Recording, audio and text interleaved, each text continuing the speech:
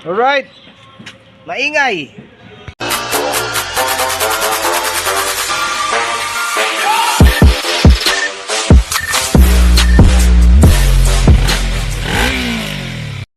So ito yung maingay dati. Ngayon ko lang matupag ulit. Maingay siya. Pero paminsan-minsan lang.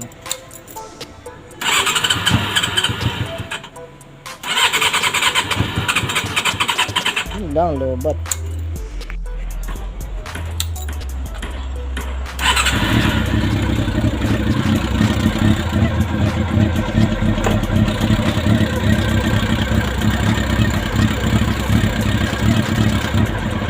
Nawawala no?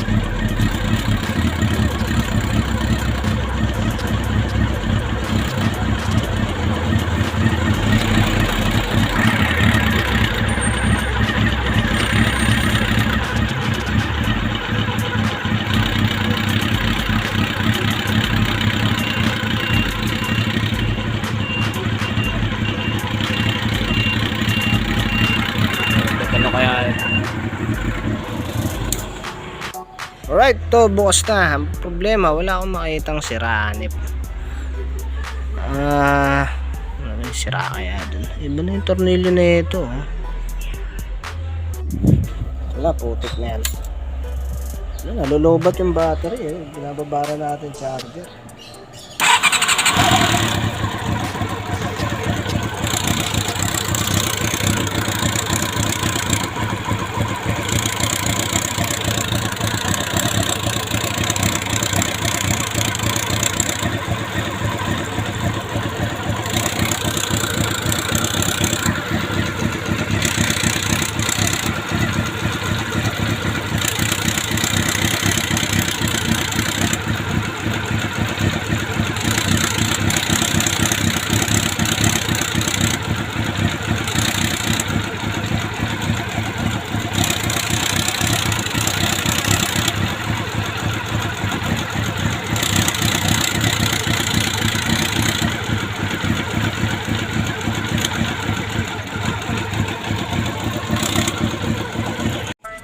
Hanip, hindi natin makita po. Ito, kakalasin natin yung oil pan. Hanip na yan. Visit. Right, ito na. Putik, sobrang dirty nung filter. Ayun, hanip. Ganito mag-focus naman tong cellphone na to. Hanip ka, cellphone na yun. Dumi tanggalin natin yung strainer. Tapos silipin natin yung maingay po. Hindi ko alam kung ano yung maingay na yun. Lintik. Tanggalin muna natin to. Ay, matanggal. Bala ka dyan. Hanip. Alright. Napakadumi. Hanip. So wala akong makita dun sa ilalim. Wala akong makitang problema. Makita ko ano yung maingay Hanip na yan. Ano ko nang tinapaw. Alright. Ayun, nakuha natin sa loob ng strainer. Hanip dito. Yan, napakarumi Baka kaya umingay. Siguro natothrottle yung pump. Tapos mapagpag yung chain. Baka yun lang yun Hindi pala pumapagpag. Baka kumakabuse na yung sprocket sa chain. Kasi nga natothrottle dito. Sana yun lang. Yun lang nakikita kong problema. Wala nang ibang makitang problema dito. Kahit na yan. Subukan natin ilinisin to. Balik yung mga takip-takip. Tapos paanda rin ulit. Hanip na yan. Walang kusan yun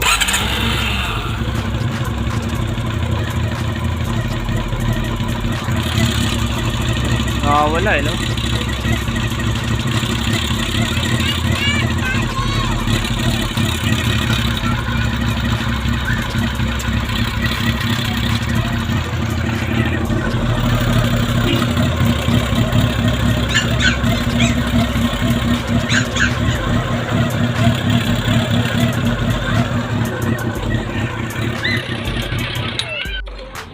Yeah, biya ka na. Biya ka na kasi kumakalog pala yung isang Isang connecting rod. Malaki yung kalog. Right. Ito pala yung ano, yung bearing. Hindi kaya mag-focus. Yun. Kaya do, tapos +1. Masyado siyang makakapal eh. Mas kayod na eh, no? Tapos to, mas maliit to, 29 na siya. Minasin na siya. Alright, ito pa pala.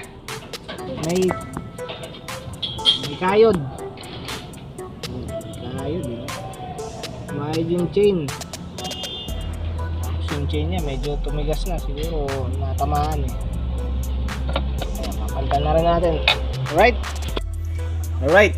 Ito yun, nabutan na tayo ng umaga. Putik. Ayan, tinabas na natin itong kumakayod na part. Yan, may kahit kagabi yan. Lalim eh. Tapos itong mga to, ano ang problema? Ito, hindi man dumi to. Ano yan? Parang rebaba eh. Tigas. Part na siya na ito eh. Hindi siya marumi. So ito yung connecting rod number 4 yan. Lagyan natin ng marker. Ayan o. Sama eh.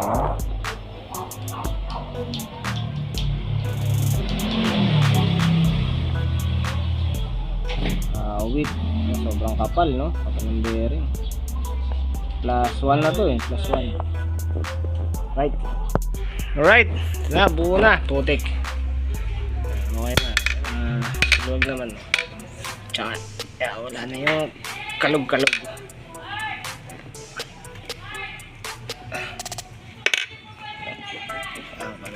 Tapos maluwag na sila.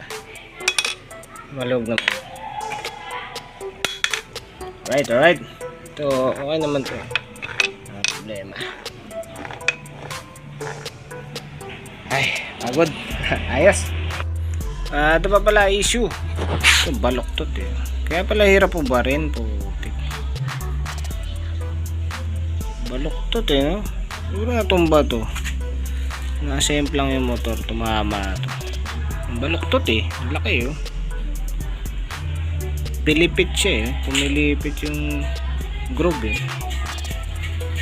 Hanip na yun. Ay pa kaya referendo. Baka kaya to eh. Iniitin eh. Alright. Pwede na natin linisan tong ibabaw na part. Tapos saksak na. Alright. Piston rings. Ayan, malaki na yung gap. Ito yung pamalit natin. Alright. Ayun o. Ayan, bago yan. Right.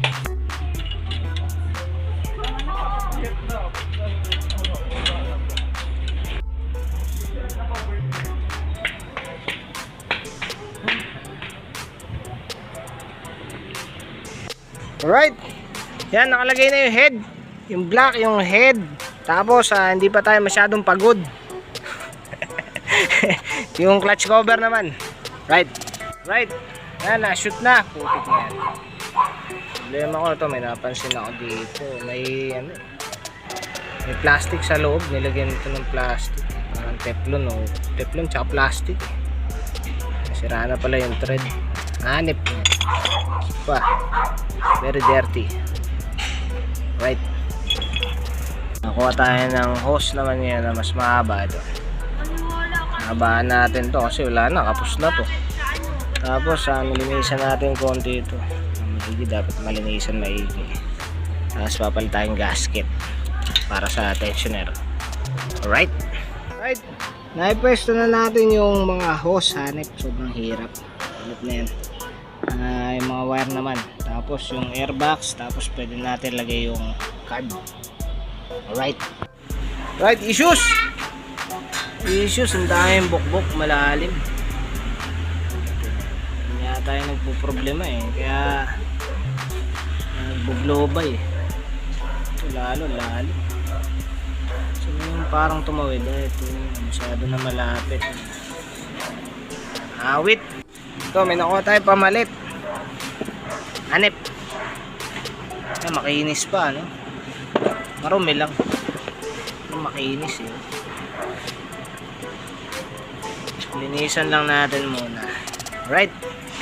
Yan, tapos na yung paglalaping natin, hanip. Ito yung bago nating cylinder head. Maganda to, makinis pa eh. Parumi lang. Siyempre, naglapping ka. Lilinisin lang natin yan. Tapos, lagay lang natin mga kulang na tornilyo. May kulang yan. Tapos, linisan. Tsaka palit ng valve seal. Right. Ready na yung bago nating head. Bagong gasket, tsaka black. Alright. So ito, nalagay na natin yung mga karburador, yung headers naman. So bago yun, lagyan natin ng Hella spark plugs. Okay na okay ito, pwede ko i-recommend kasi nagamit na ng tropa to sa endurance. Ayos. Okay na okay. Right, headers. Kaso kulang nga ng tornilyo eh, kulang ng bolt. Ito, nalagay na natin. Yun, isa pa yun, kaya tumatagal din ito kasi yung mga nakuha natin kailangan ng i-retread. Kaya pinapadaanan pa natin ng threader kasi mga mga sira-sira na. Naayos pa natin yan, tulad yan, okay na. Yan, lalagay na natin dun sa makina natin. Right. Yan, buo na ulit kaso hindi tayo makapag testing kasi sa ba 26 na madaling araw, hanip. Bale, mamaya pagka pwede na kasi marereklamo na naman tayo dito. Right, umaga na ito. Ito, napandar ko na medyo tumaas na yung temperature niya.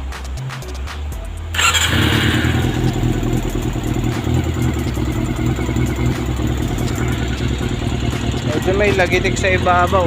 Hindi pa natin alam, baka hindi pa masyado naglalapat. Paandarin lang natin ang paandarin. Kasasalpak lang ng makina. At least one click, no? Ayos. Saka walang blow by. Wala rin yung usok.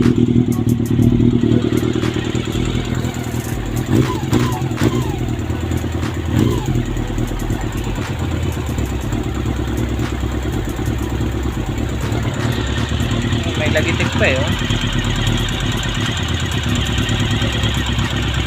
Kanina nung unang andar medyo malakas. Medyo uminahan.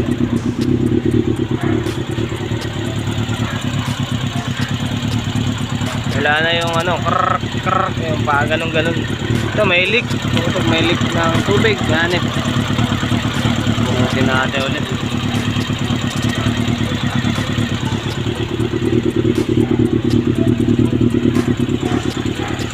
Monitor lang. Ayaw gumana ng fan, hanip. Ayusin muna natin itong electrical ng radiator fan at saka itong radiator cover baliktad, hanip. Ito na. Magana na yung fan, automatic. Ayos natin yung electrical. Yun, ram. Tapos, ayan, diretso na ulit. Hanip. Yung ticking sound tayo mawala po. Tik na yan. Hanip, baliktad pala yung ikot ng fan.